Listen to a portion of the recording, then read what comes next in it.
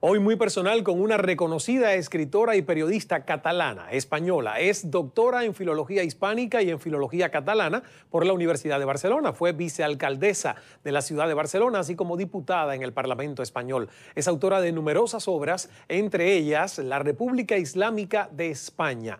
Conferencista invitada a las mejores y más importantes universidades del mundo, merecedora de múltiples condecoraciones y premios, incluidos varios honoris causa. Es una defensora de la libertad, de los derechos de la mujer y de los niños, amante de los animales, promotora del respeto y la tolerancia al pueblo judío. La periodista española Pilar Rahola, por toda esta hora de Cala, en el aire ya.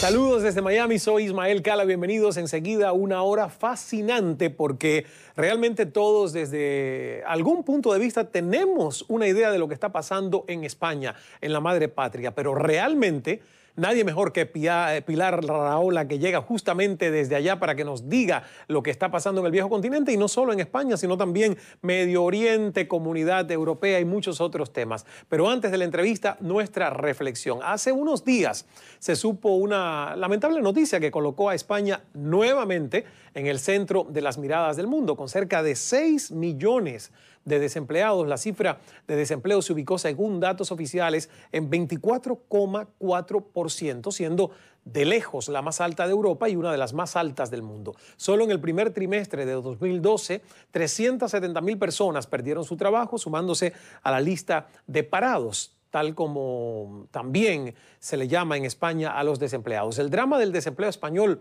no es solo un fenómeno individual y social, sino que es también familiar. Cerca de 1.700.000 hogares no tienen a ninguno de sus miembros trabajando. Frente a esta situación, el gobierno español ha tomado una serie de medidas económicas sin parangón, como el mismo Mariano Rajoy las ha tildado. Ha dicho que estas reformas son imprescindibles para reescribir la historia de la prosperidad de España y ha asegurado que lo que hay que hacer ante una crisis es exactamente lo contrario a lo que hizo el Ejecutivo socialista, en alusión al gobierno español anterior de José Luis Rodríguez Zapatero. Rajoy ha garantizado que su gobierno va a dar la vuelta a la situación económica de España, aunque ha reconocido que va a costar. Ha criticado severamente que el PSOE se oponga a todas las reformas propuestas por el nuevo gobierno. Lo menos que podían hacer los socialistas era callarse, dijo Rajoy en un discurso el pasado 29 de abril en la capital española. Y siempre comenzamos esta hora con más preguntas que respuestas. ¿Cómo se ve España desde dentro? ¿Se encamina el nuevo gobierno por esa ruta que le permita reescribir la historia de la prosperidad española? ¿Es acaso la española hoy día, como algunos han dicho, una sociedad con la moral por el suelo? Pilar Rahola, reconocidísima periodista catalana, conocedora de una gran cantidad de temas, nos acompaña. Bienvenida, Pilar, un gusto tenerte. Es un gusto. Y vamos a comenzar. Pues yo sé que a lo mejor ya te estabas mordiendo la lengua. Ya me estaba mordiendo. Aunque yo también tengo más preguntas que respuestas. ¿Verdad? Porque el momento es tan desconcertante. Estamos tan asustados, los españoles en concreto y los europeos en global, que la verdad es que al final uno no está muy seguro de nada. Todos son un poco arenas movedizas, ¿no? ¿Pero se limita esto a una crisis económica o va más allá a una crisis de moral social en el país? Yo creo que tenemos fundamentalmente una crisis de valores, tenemos una crisis de modelo social, por tanto tenemos una crisis social, hay una crisis política, porque nadie se cría ningún político, y luego, por supuesto, hay una gravísima crisis económica. Pero es que, claro, el problema es que tenemos varias crisis que nos van dando la vuelta. España está situada en el sur de Europa, en lo que podríamos llamar el límite católico. Fíjate que la Europa católica es la que está sufriendo más respecto a la protestante, que aguanta más, ¿no? Habría que hacer un análisis por ahí. Pero España está situada realmente en el contexto peor de Europa, pero está en un continente que también está herido. No sabemos si muy herido o medio herido, pero está muy herido, está bastante herido. Que tiene un gran motor que es Alemania, que tira, pero que al mismo tiempo te obliga a unos niveles de austeridad que no se pueden asumir. Y entonces a partir de ahí todo se va sobreponiendo. Hay culpas españolas propias, es decir, España sin ninguna duda ha hecho muy mal muchas cosas. Ha asumido subvenciones durante años y no ha preparado estructuras industriales, fue un país donde la especulación reinó, construimos más que nadie, más que ingleses, más que franceses, alegría, allí una gran burbuja inmobiliaria, no se preparó para el futuro y cuando todo ha caído nos hemos hundido y estamos en un paro estructural del 20%, con una media de 50% de desempleo de los jóvenes. Es una locura. Por supuesto, con mucha economía sumergida, si no, no aguantaría. Claro. Si no, estaríamos a las puertas de una revolución. Pero todo se suma. Crisis europea, crisis del modelo social, el estado del bienestar está en crisis. ¿Lo podremos aguantar? No, veremos. Crisis del modelo económico español, crisis territorial dentro de España con el conflicto con Cataluña, que es un conflicto larvado, con el conflicto vasco, que no está resuelto, está al contrario, cada vez en una situación peor, y crisis de valores, con lo cual, sin ninguna duda, hoy somos una sociedad muy asustada y muy preocupada y sin saber muy bien hacia dónde ir, ¿no? ¿Tiene en parte, digamos, el triunfo de Mariano Rajoy alguna posibilidad de salvar todos estos conflictos como él? Acabo yo de citar, dice que va a costar, pero que su gobierno puede realmente remediar todos estos problemas. Mira, sin ninguna duda el Partido Socialista lo hizo muy mal. Es decir, hizo bien algunas cosas. Por ejemplo, yo creo que hay que salvar de Zapatero, y hay que salvar poco, todo el paquete de derechos civiles, que fue importante. El tema de los derechos homosexuales, el tema de los derechos de la mujer, la lucha contra el maltrato. No se puede, como hace el Partido Popular, tirar a la basura todo lo que hizo un gobierno que en algunos aspectos fue importante. Y yo agradeceré siempre por mis amigos gays o por las mujeres o por un montón de cosas, agradeceré al menos ese puntito de dignidad política que hubo. Pero en el terreno económico, Zapatero fue un desastre. Negó la crisis, la volvió a negar. Cuando empezó a ver que no podía hacer nada, empezó a reconocerla. No tuvo ninguna medida laboral ni económica de ningún tipo. Fue un tipo que se puso a hacer la siesta y la crisis le pasó por delante. Aún no sabe qué le pasó, aún está como mareado, ¿no? Y con él, por supuesto, el país. Rajoy llegó al poder prometiendo el oro y el moro, porque ahí todo el mundo promete, ¿no? Y este lo iba a resolver todo y además prometía una prosperidad y no sé qué, ¿no? Lo cierto es que yo creo que algunas de las medidas que ha tomado, que son traumáticas, están bien. El mercado laboral español era muy proteccionista, era muy inflexible, no permitía que los empresarios movieran de alguna forma la capacidad de crear empleo y había que flexibilizar esto.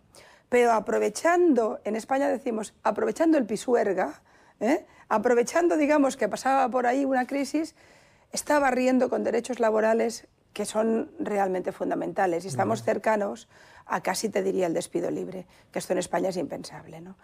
De manera que, cuidado, porque no está tan claro que esto no sea más que resolver la crisis, fundamentalmente sea una política ultraliberal muy dura, claro, que vamos a ver por dónde va. Y luego hay una presión de los mercados brutal, porque España se ha convertido en un perro flaco que todos son pulgas, ¿no? Y en el momento en que tú estás herido seriamente, cualquier proceso especulativo te hinca el diente, ¿no? O una presidenta argentina cualquiera te viene y también te hinca el diente, porque el animal está muy herido, ¿no? Ahora, hablando, por ejemplo, de Pero veremos, Rajoy hace cosas extrañas, sí, porque yo muy animada no estoy con el personaje. ¿Votaste digamos por él? No, de ninguna manera, no, yo no sería nunca votante del Partido Popular porque no es mi opción. Primero, soy catalana y es un partido en el tema territorial muy centralista y muy duro. Segundo, su planteamiento en materia de derechos civiles no es la mía, yo soy progresista. Para nada podría votar con Rajoy. Pero eso no significa que si lo hace bien lo aplaudiré, porque por encima de las divisiones políticas creo que hay que defender que el país avance, ¿no? Pero vaya, yo no acabo de ver, por ejemplo, se acaba de prometer hace poco que vamos a hacer más vías de tren de gran velocidad. España es el país del mundo con China que tiene más tren de alta velocidad, un país al borde de la quiebra. Pero que usted si nunca va a ser rentable eso. Y luego, España tiene la mejor liga del mundo. Ah, qué bien, qué bonito, tenemos a Messi, los del Barça, bien. Pero luego le perdonamos la seguridad social y Hacienda a los clubes deportivos. Entonces, los alemanes se enfadan con razón. Son muy alemanes, pero tienen razón. De manera que al final tienes la impresión de que Rajoy quizá está más puesto que Zapatero, pero no acaba de saber por dónde van los tiros, ¿eh? Y si no fuera por la economía sumergida, España estaría al borde de la revolución. Cuando hablamos de estado de bienestar, que a lo mejor mucha gente se queda con esto en la mente y dice, ¿qué cosa es estado de Jubilación, bienestar? seguridad y escuela. Ajá. Es decir, el estado del bienestar es la conquista del siglo XX. El siglo XX, que fue muy complicado, especialmente en Europa, y que nos trajo el nazismo, el estalinismo, todas estas locuras, tanta muerte, ¿no? El colonialismo también. Sin embargo, trajo algo bueno al mundo, al menos alguna parte del mundo. Derechos laborales, de golpe los niños no tenían que trabajar. Esto fue importante, en el siglo XX trabajaban. Claro. Los derechos de la mujer se puso de pie, ya no fregaba solo, ¿no? Ya su límite se abría y no es porque ampliara la cocina, había más capacidad de ir por el mundo, ¿no? Y luego el hecho de que la gente mayor tuviera jubilación, que la seguridad social fuera pública. Ya sé que en Estados Unidos es diferente el modelo, ¿no? Por tanto, quizá hay que explicarlo. Pero por eso, en Estados Unidos y además cada uno de nuestros países latinoamericanos cada uno tiene su variante, su modelo. Por eso es importante, sí, porque en España la gente está acostumbrada a esto, ya es una garantía social. Es que es una conquista histórica. Si alguien salva el siglo XX es por eso, porque nuestra gente mayor tiene jubilación, porque nuestros niños están escolarizados, porque tenemos cualquiera, pase lo que pase, tiene médico. Y nunca va a quedarse en la calle para morir en la calle. Y tengo entendido que además la medicina pública en muchas instancias es mejor que la privada, ¿es eso cierto? Bueno, eso sí. A ver, sí, en enfermedades muy graves, vete a la pública. Exacto. Yo que tengo también medicina privada, si un día tengo algo muy grave, me voy a la pública porque es donde hay más investigación, donde son punteros. Hay realmente algunos centros de investigación pública muy de primer nivel, eso es cierto. Pero para una gripe vete a la privada porque te puedes morir, digamos, por esperando el camino. el turno, ¿no? Sí. A que te... Pero hay que salvar eso. Para salvar eso en Europa, no solo en España, en Inglaterra, en Italia, en Grecia. Para salvarlo hay que hacer ajustes muy duros porque no podemos pagarnos. Esos derechos que conquistamos hoy no los podemos pagar. La gente vive más años, fantástico, tiene mejor salud, fantástico, pero es más caro porque hay menos masa trabajando y hay más masa que depende del dinero público. Y a partir de ahí es una bola complicadísima. Y después hay algo importante, el eje del Atlántico se ha ido al garete. El eje auténtico económicamente ahora es el Pacífico. Y Europa no está en el Pacífico. América está en un lado, Sudamérica está en un lado, tiene un lado del Pacífico. Europa no, quedó fuera del mundo. Y eso es muy complicado. Si no te dedicas a exportar como un loco a China, también te quedas muy mal situado, ¿no? De manera que yo creo que España lo tiene complicado. En mi caso concreto, Cataluña, estamos muy mal. Cataluña tenemos una renta por trabajo que puede llegar al 57%. Un ciudadano catalán puede trabajar hasta agosto para el Estado. Imagínate qué locura, ¿no? Somos uno de los países más caros del mundo en renta por el trabajo. Y luego está el conflicto en Europa, Europa está complicada. Te diré una frase que me dijo alguien hace poco, un buen economista, que hablábamos, bueno, pero España puede salir del euro, no puede salir Grecia, Portugal. Y el tipo me dice, saldrá Alemania del euro, que está hasta las narices. Alemania dirá, bye. Exacto. O Wiedersehen. Veremos. Justamente mi próxima pregunta era, ¿qué tanta conveniencia o no le había traído a España? Que yo creo que sí, ¿verdad? La conversión de la moneda, el adoptar el euro, económicamente hablando, el salir de las pesetas, que todavía la gente las cuenta y tiene tantos años después, ¿cuántos han pasado? Pero todavía yo oigo a la gente hablar de las pesetas, ¿no? 11 años después. Pero me respondiste, yo creo, diciéndome que a lo mejor quien más interés tiene de salir de esto es Alemania, ¿no? Alemania está cansada porque Alemania hizo la reforma laboral hace 10 años. La hizo con Schröder, es decir, con un gobierno socialista. No esperó a estar con la cuerda, digamos, en el cuello para decir, tengo que hacer algo. Primero que Alemania, de entrada ya hizo la unificación alemana, que fue durísima, y aguantó, y no pidió dinero a nadie.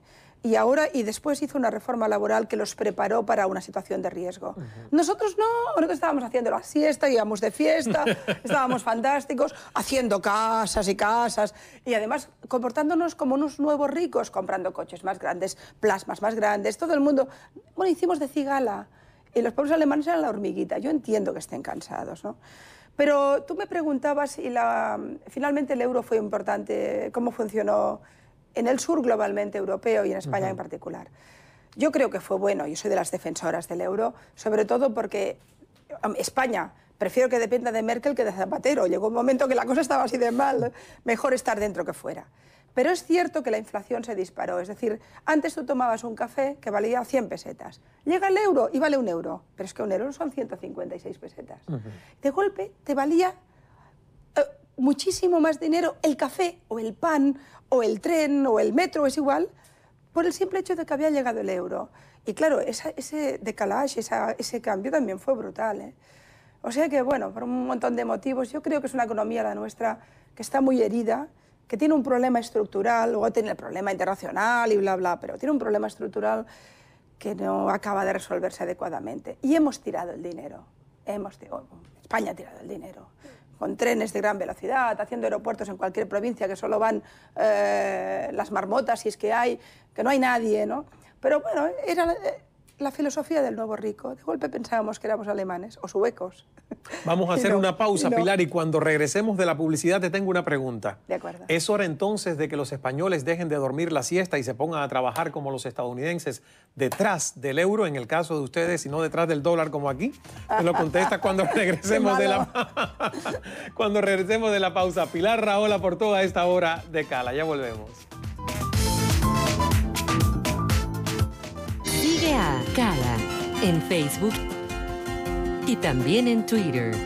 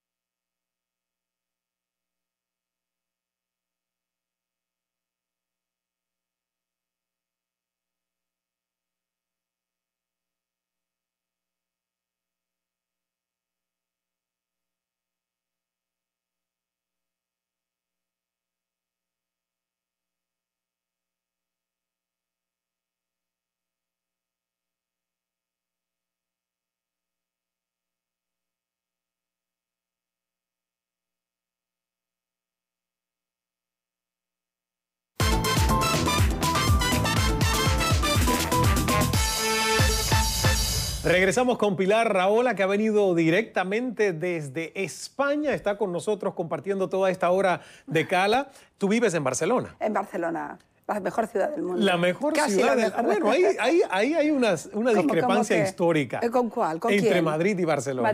Madrid que es una ciudad a 600 kilómetros de Barcelona, creo. Tú eres independentista, Bueno, yo creo que sería bueno que Cataluña tuviera Estado propio. No tengo ningún... ¿verdad? Sí. ¿Podrían sobrevivir por sí mismos? No, al revés. No podemos sobrevivir en España. Es un desastre. Nosotros tenemos una balanza fiscal, la catalana, que la inmensa mayoría de nuestros recursos se van fuera de Cataluña. Y eso nos está empobreciendo, estamos perdiendo rating, estamos perdiendo competitividad, no controlamos nuestros recursos, no hay manera. Yo creo que Cataluña es un territorio que siempre ha sido muy pactista y muy negociador, pero está muy cansado. Realmente es el territorio más castigado de España. Y luego todas las infraestructuras importantes que necesitamos no las tenemos desde hace muchísimo tiempo. Por tanto, si tú me preguntas directamente, yo si pudiera entenderme bien en España y que mis intereses como catalana no sufrieran, hoy hablemos, llevamos mucho tiempo juntos, pero los intereses nuestros están siendo muy lesionados. ¿Por qué no podríamos tener Estado propio si hay un montón de países en Europa más pequeños? Cataluña son 7 millones de habitantes. Ustedes son el más que Suiza. 19% del PIB, Del PIB de España. español, sí. Lo produce Cataluña. Sí, señor, exactamente. Pero en cambio nuestros recursos se van permanentemente a unos niveles que son absolutamente imposibles de aguantar. O sea, nosotros pagamos más al Estado español de lo que paga cualquier lander europeo, alemán, a Alemania. Landers ricos, y en cambio nosotros no somos ricos. Y entonces este dinero que permanentemente se va, que no controlamos, tampoco sirve para crear riqueza. Sirve para una cultura de subvención donde hay una gente que pone la manita y en cambio no se ha hecho ninguna reforma ni industrial, ni agrícola, no se ha hecho nada. Entonces tienes la impresión permanentemente que los recursos económicos de Cataluña van siendo ahogados y tampoco no van a crear nada, ¿no?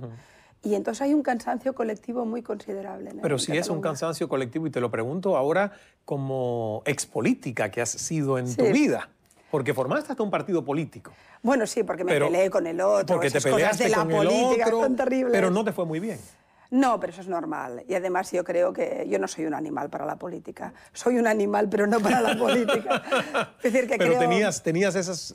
Bueno, porque o sea, mi familia había sido históricamente de Esquerra Republicana, de un partido republicano y de izquierdas en Cataluña, que además con un peso específico en la historia. Yo tengo además una familia importante. Mi tío abuelo fue el primer condenado a muerte de Franco, fue el primer fusilado en un juicio sumarísimo nada más llegar, y además era un pacifista, era un intelectual renombrado. Mi familia tuvo que ir al exilio, es decir, que formo parte de una familia que tiene unas ciertas raíces, ¿no? Y la verdad es que cuando me metí en el lío de la política me metí un poco por esa idea de decir, bueno, qué bien, soy feminista en un país machista, antitaurina en un país taurino, republicana en una monarquía, pues es fantástico, ¿no? Y encima catalana en España. Era como una especie de Juana de Arco, que no estaba nada mal. Pero la verdad es que yo soy mala para las guerras internas de los partidos y al final me agoté mucho. Y entonces, bueno, hubo una crisis, hubo una escisión y la gente castiga las escisiones, la verdad. Pero yo recuerdo de 3 elecciones que me presenté, solo perdí la última, o sea que tampoco el balance no es malo, pero no volvería. Pero no volverías. No, para nada. Mi papel es el mundo de la comunicación, son las ideas, es el análisis. Creo que quiero estar aquí, es mi territorio, es el territorio de la palabra libre. No me siento vinculada a ningún partido político. Si tengo que aplaudir a Rajoy, lo haré. Si lo tengo que criticar, lo haré. En cualquier otra opción también. Zapatero hemos empezado diciendo muy mal, pero algo hizo bien. Y ese es el territorio de observación, ese territorio hostil que es la palabra libre. Me encanta. No, y qué bueno que además tengas esa independencia para poder hacerlo. Porque está el otro tipo de periodismo, de intelectuales radicales, donde si le van y le apuestan a alguien, el contrario no puede hacer absolutamente nada nuevo o nada bueno. Esa gente me da, francamente, mucha fatiga, pero sobre todo mucha pena. Porque no hay nada más extraordinario que conquistar tu propio espacio. Yo tengo una tiendecita de campaña, la he plantado en medio de la plaza pública, y llueve o haga sol, yo digo lo que me da la gana. Y me es igual que el partido que gobierna o el que no gobierna se enfade, se mosquee, esté contento, porque creo que tenemos que volver a recuperar la mirada libre de la política, del pensamiento, de la sociedad. Y hay que ser muy riguroso con esa exigencia de libertad, que luego te puedes equivocar cada día, pero primero eres alguien que no depende de nadie. Y a mí me encanta porque ningún partido, ningún político piensa que soy de los suyos. Y todos piensan que un poquito, quizás sí lo soy. Y es fantástico, porque al final no eres de nadie, ¿no? Al final milito en mi duda, que creo que es el espacio mejor donde Me estar. encanta eso, militar en la duda. Claro. Y sobre todo, si hablamos de políticos, esa duda tiene que estar siempre presente. Bueno, los políticos todos son dogmáticos, todos tienen verdades absolutas, con lo cual así les va, ¿no? Yo cada vez tengo menos verdades absolutas, tengo más dudas. Qué bueno. Hablando de la pregunta que dejé pendiente, que no quiero que se me olvide, ¿crees entonces que en medio de una crisis como la que me has descrito, que enfrenta España, es hora de cambiar conceptos, maneras de ver la vida? Incluso te ponía el ejemplo de la siesta, pero que no podría ser descabellado.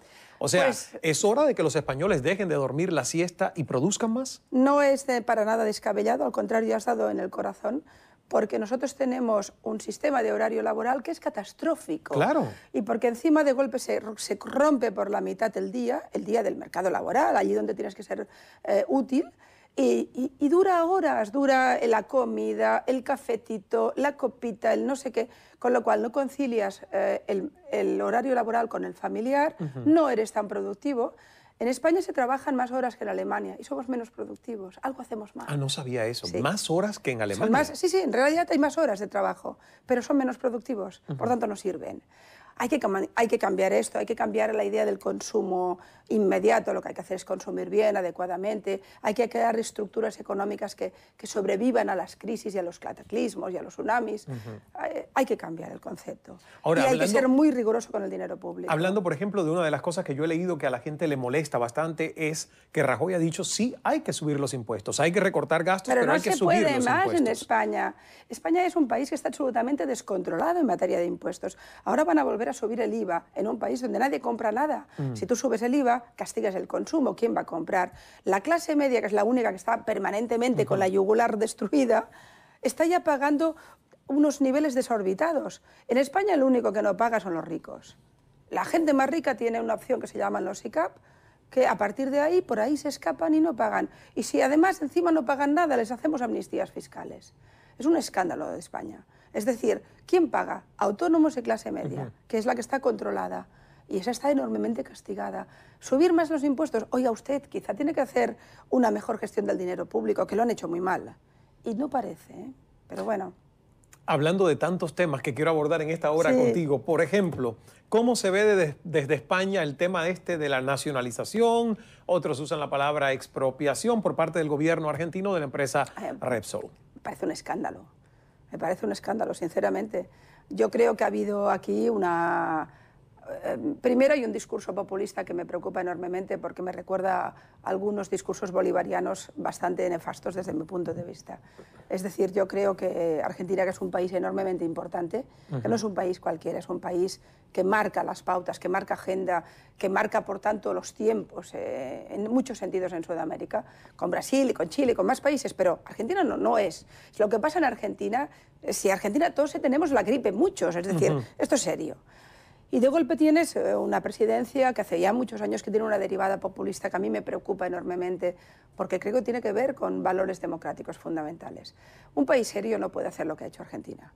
No puede expropiar alegremente y cargarse la seguridad jurídica por la cara y decir que esto no importa nada y que no le importan las reglas de juego del libre mercado. ¿Esto qué es? Esto me recuerda a Chávez cuando decía este banco y este, ¿no?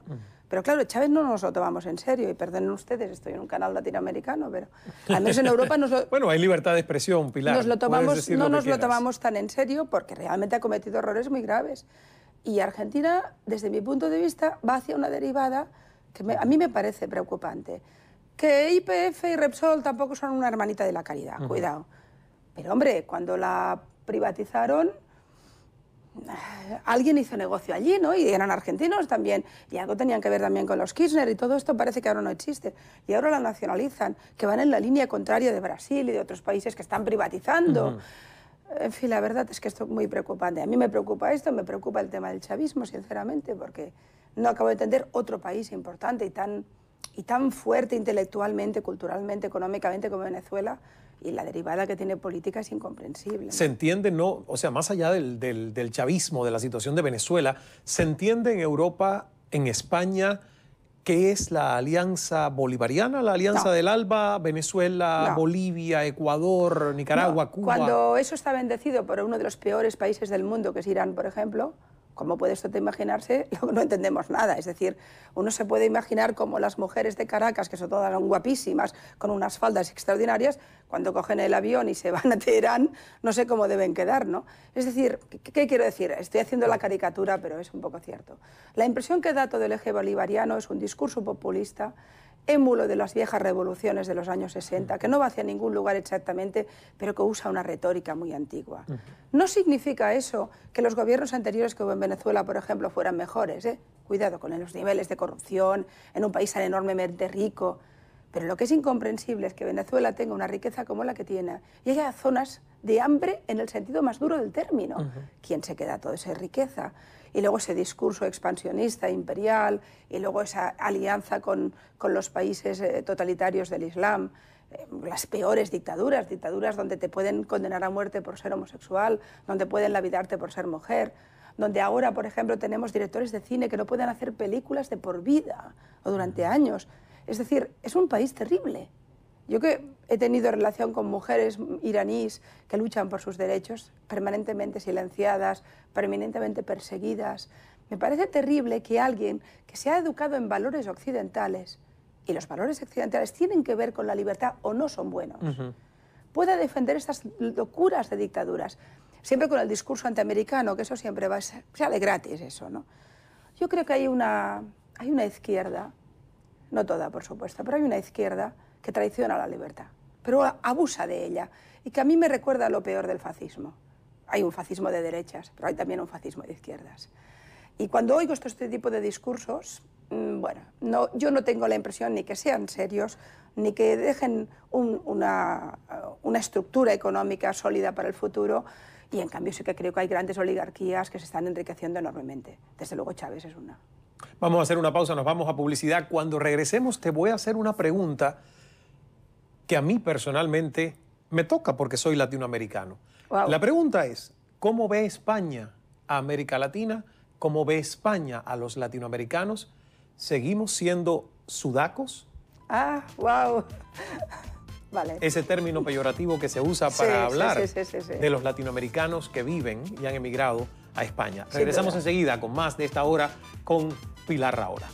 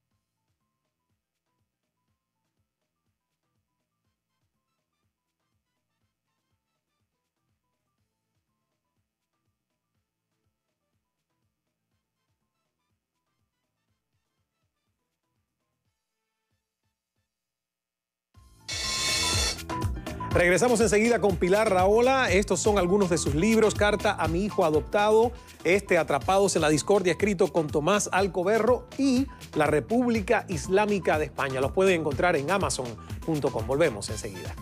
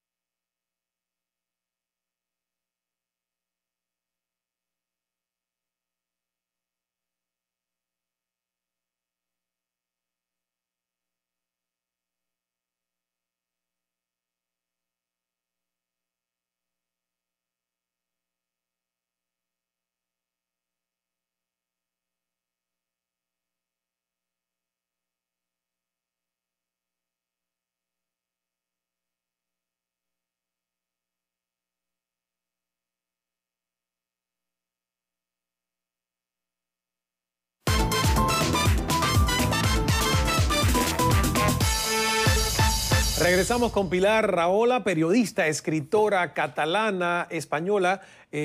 Sudacas. Bueno, eso fue lo que dejé pendiente. Pero antes de los sudacas, déjame preguntarte, porque yo lo dudé y fíjate que cada vez que digo Pilar Rahola pongo catalana, española. ¿Podría yo decir española sin decir catalana? No, no podría. No bueno, podría. Puedes hacer lo que te dé la gana, por supuesto. Pero no te identificaría. No, porque yo formo parte de una cultura que tiene 1000 años de historia. Mi lengua, por ejemplo, no es el castellano. Yo hablo en catalán. Yo cuando siento, cuando lloro, cuando pienso en mis hijos, estoy pensando en otro idioma. Y es un idioma que tiene una historia y una identidad. Y además, en un mundo donde todo desaparece, defender identidades milenarias es muy importante, pero no las defiendes en contra de nadie, sino sencillamente a favor. Es decir, mi sentimiento es como catalana, no tengo ninguna duda. Luego me preguntarás, ¿cuál es el país más importante en tu vida? Pues sin ninguna duda, España. ¿Pero eres española? Bueno, mi pasaporte lo pone. Bueno, no, pero una cosa es lo que obligue el pasaporte a hacerte decir y otro es lo que en tu corazón tú sientas. Mi corazón no eres española. Yo soy administrativamente española, pero yo soy una catalana. Y como mi marido que es vasco, es decir... Pero así no se sienten todos los catalanes, si no, hace rato se hubieran independizado y separado de España. Cada vez que se intentó tuvimos muchos líos bélicos, entre otros una guerra civil que tuvo algo que ver con las aspiraciones catalanas. No, sin ninguna duda es un sentimiento que no es mayoritario. No es mayoritario. Bueno, ahora no sabría decirte, porque realmente la crisis económica y el zarpazo económico español ha creado un sentimiento de rabia y de indignación muy considerable. Y la prueba es que se está hablando de hacer un referéndum pronto, al albur del referéndum que se hace en Escocia, ¿no? Pero yo no soy capaz de decirte si la mayoría, Debemos estar al 50 más o menos. Quizá un poquito más el sí que el no, pero no sabría decirte. Pero lo que sí me has dicho en el programa es que tú crees que Cataluña estaría mucho mejor sin España. Eso no tengo ninguna duda, sería como Flandes, somos económicamente absolutamente autónomos, tenemos una economía competitiva, tenemos un IME más de importante, tenemos algunos logros en el campo de las ciencias importantes. ¿Por qué no podríamos ser independientes? El problema lo tenemos con un Estado que nos chupa la sangre. ¿El catalán como idioma tú crees que se va a mantener o en algún momento podría desaparecer si Cataluña sigue siendo parte de España? Bueno, Franco lo prohibió durante 40 años. A mi madre le pegaban por la calle si hablaba catalán. Mi madre como símbolo de muchas madres, ¿no? Claro. Y aquí estamos, continuamos hablando catalán. Somos un pueblo bastante duro. Somos muy pactistas, somos bastante conservadores y podríamos entendernos muy bien. De hecho, nos hemos entendido en otros momentos. Pero somos duros. Otros pueblos y otras lenguas han desaparecido en el mundo, Cataluña no. Ahí estamos, y somos 7 millones de personas. Los eslovacos son menos, los eslovenos son menos, los suizos son menos, los daneses son menos. Hay mucha gente que es menos que nosotros. Lo que ocurre es que la historia nos ha traído hacia aquí, ¿no? Pero estoy segura que muchos de los que escuchan ni saben que existimos. Porque es ¿Cómo verdad. que no? Ay, porque las naciones históricas que no tienen Estado propio quedan muy diluidas. Y ahora hablo de ello porque tú me preguntas, tampoco voy con la banderita, no.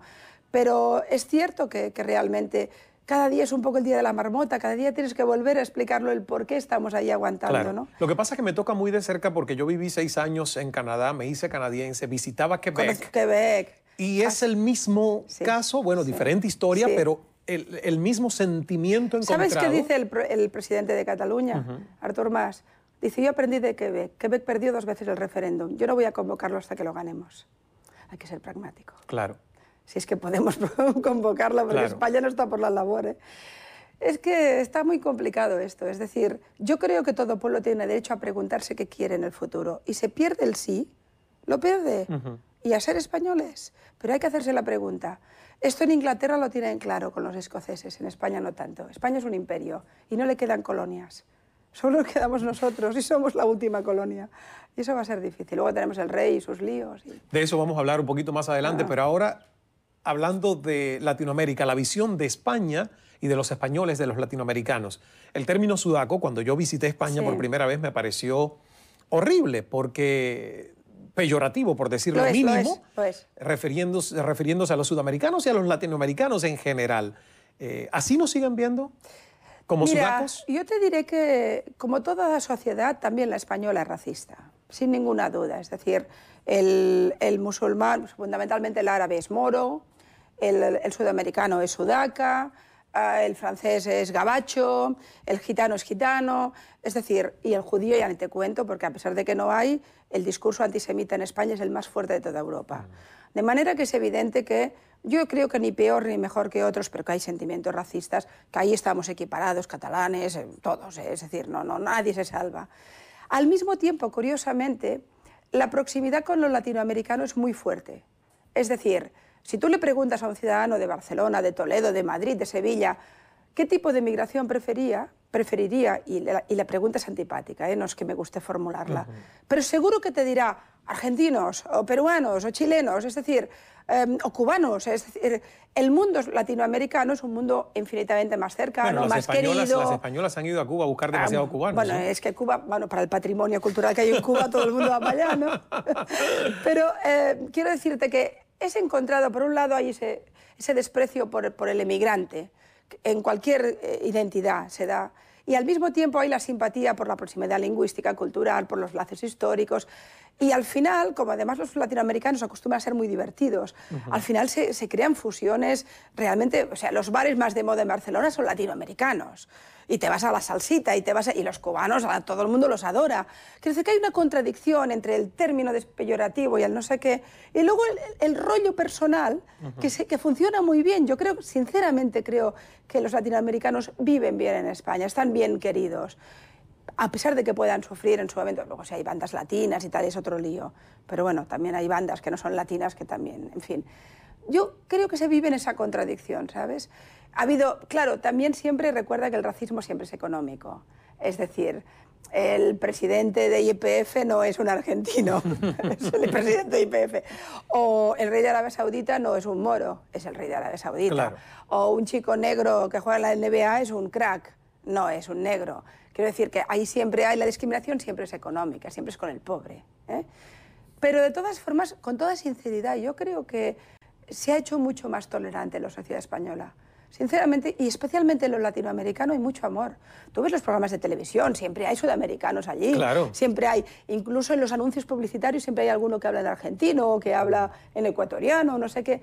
Yo creo que hay mucho cariño, sinceramente, ¿eh? Tú hablabas de contradicciones y justamente yo creo que España tiene una gran contradicción social en el que mucha gente es republicana, pero otro gran por ciento de la población es monárquica. Cada vez menos. Cada vez menos. Los elefantes han ayudado. Esto de las fotos que aparecieron con el rey Juan Carlos en Botswana, con un elefante y 2 búfalos, ¿verdad? Bueno, o sea él se dedica a matar animales desde hace muchísimos años. Fue muy conocido un escándalo en una cacería en Rusia donde le emborracharon un oso para que lo pudiera matar. Ponían miel con alcohol, es decir, que hace barbaridades de estas desde hace muchísimo tiempo, que además es una contradicción porque la reina Sofía es animalista. Fíjate lo que ocurrió. Hay un elefante en Barcelona, en el zoo de Barcelona, que está sola y lo ha pasado muy mal y se hizo una campaña para ayudarla y se llama Susi. La reina Sofía llamó al zoo de Barcelona pidiendo por favor por la elefanta Susi y el marido está matando elefantes, con lo cual la cosa ya está claro que el matrimonio ese no funciona demasiado, ¿no? Yo creo que la monarquía española... Bueno, España es un país que ha enviado al exilio a los reyes. Es decir, que esto va y vuelve, nunca, hoy es muy monárquico, mañana es muy republicano, no se sabe nunca, ¿no?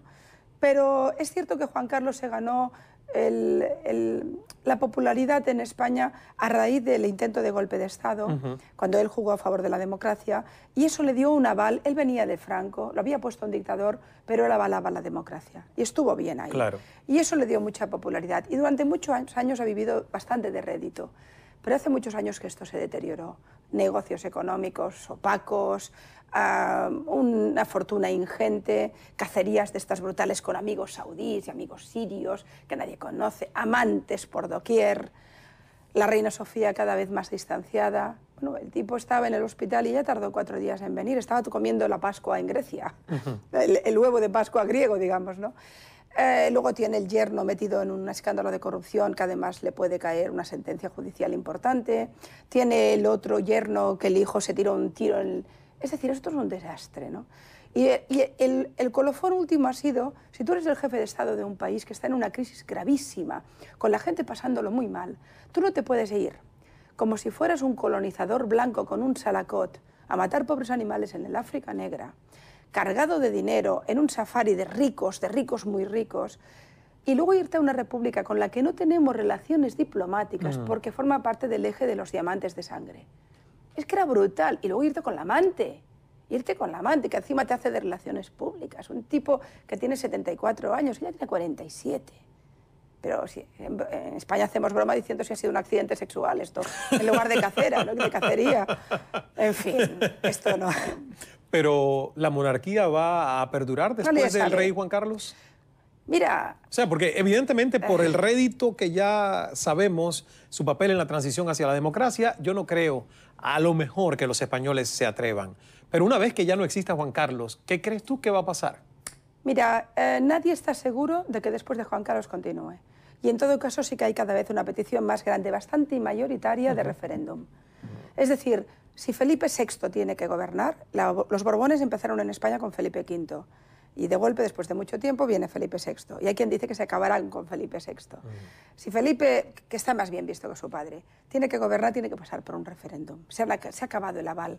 Que se permita, no se permita, que tal, veremos. Pero allá hay bastantes partidos que lo piden, hay un sentimiento popular. El otro día yo estuve en un programa de televisión en Telecinco debatiendo sobre este tema y la encuesta a pie de calle ganaba, la pregunta era si confiaban en el rey y ganaba por unas décimas. Hace 5 años habría arrasado. La gente joven ya no lo ve de la misma manera, claro. Los recuerdos del franquismo están muy lejanos y lo único que ven es que tipo mata animales nobles, se va con amantes, se va con ricos, que no hace su trabajo, que lo pagamos para eso, ¿no? Pero bueno, yo soy republicana, o sea que, y además animalista, o sea que lo tengo todo, ¿no? Muy bien, vamos a hacer una pausa, nos vamos a publicidad. Deberíamos necesitar 3 horas para hablar con Pilar Rahola, fascinante, así que volvemos enseguida.